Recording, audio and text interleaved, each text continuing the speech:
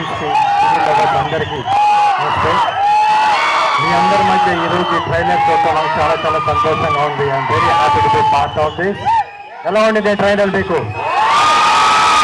నాకు ట్రైలర్ అంటే నాకు ఇప్పుడే ట్రైలర్ చూపించలేదు ఆయన, ఇప్పుడే చూపించాను, ఇప్పుడు మీతోనే చూసాను నేను.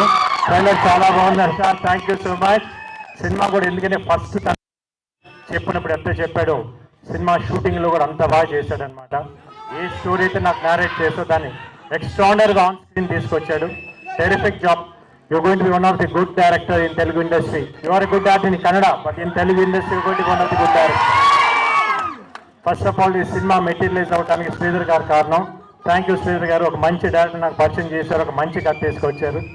ఈ కథను ఇంత బాగా ఎగ్జిక్యూట్ చేయడానికి కారణం, మెయిన్ కారణం రాధామోహన్ గారు, ప్రొడ్యూసర్ గారు. Thank you so much. ఎందుకంటే రెండో సినిమా చేస్తున్నాను. దాని తర్వాత ఆర్ట్ డైరెక్టర్. దీంట్లో సెట్స్ చాలా ఉన్నాయి, మీకు ట్రైలర్లో చూసుంటారు. డిఫరెంట్ సెట్స్ చాలా బాగా వేశారు. Thank you. మీతో ఆల్రెడీ నేను పని చేశాను, but is a very extraordinary work in this. ఇంకా డిఓపి స్వామి, నాకు తెలియదు ఇదే ఫస్ట్ మూవీ. తను డైరెక్టర్ ఆల్మోస్ట్ 7-8 మూవీస్ చేశారు. కానీ సినిమా చేసిన తర్వాత తెలిసింది is a very calm person. తన వర్క్ అంతా ఆ స్క్రీన్ మీద చూపించాడు ఈరోజు. Extraordinary work. ఫోటోగ్రఫీ కానీ లైటింగ్ కానీ చాలా చాలా బాగుంది Swami. Thank you so much. The same time నాతో యాక్ట్ చేసిన హీరోయిన్స్ ఇద్దరు చాలా బాగా చేశారు, ప్రియా అండ్ మాలవిక.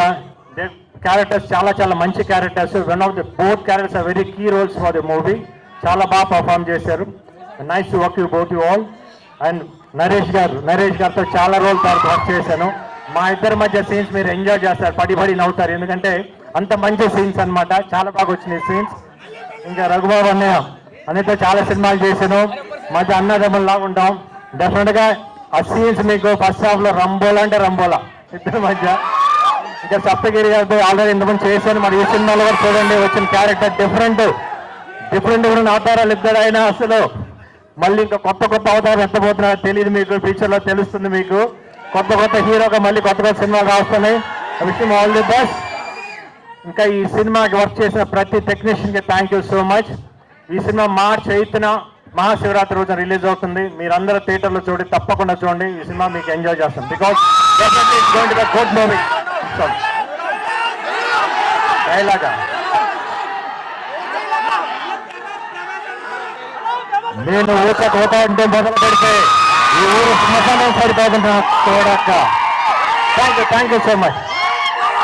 అరే music director Ravi Basu, songs ఎంత బాగున్నాయో, బ్యాక్గ్రౌండ్స్ ఇరగా తీశాడు. ఇంకా ఫుల్ సినిమా బ్యాక్గ్రౌండ్ స్కోర్ అయితే అట్లా ఉండదు, అది వేరే లెవెల్ తీసుకెళ్లాడు. పాపం ఇంకా వర్క్ చేస్తా ఉన్నాడు.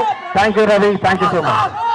కాదు ఊచకోత మార్చి థియేటర్లో కలెక్షన్లు ఊచకోతకోయాలి. ప్రామిస్ చేయండి అందరూ. మార్చి జై Bhimaa. Thank you so much. Gopichand garu stage మీద ఉండవలసింది.